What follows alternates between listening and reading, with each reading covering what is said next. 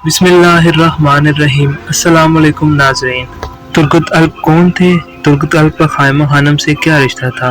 आपके वालिद और वालिदा का क्या नाम था? आप अर्तुगरुल गाज़ी के क्या लगते थे?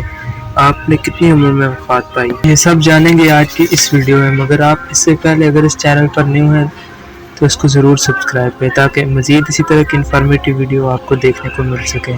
तो शुरू करते हैं आज की वीडियो। तुर्गत अल्प के वालिद और वालिदा का बचपन में ही इंतकाल हो गया था, इसीलिए तुर्गत अल्प को अर्तुगरुल गाज़ी अपने कबीले ले आए और तुर्गत अल्प की परवरिश अर्तुगरुल गाज़ी की वालिदा ख़ाइमा खानम ने की।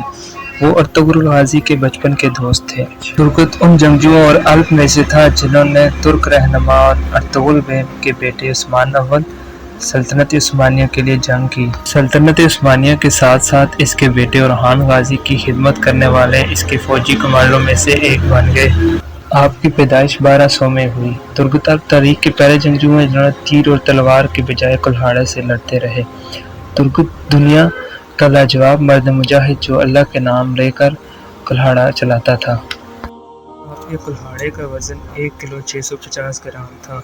तारीख में सबसे मजबूत कुल्हाड़ा आपके पास था। आपने 1324 में 125 साल की उम्र में काफिरों से लड़ते लड़ते जाम शहादत नोश की।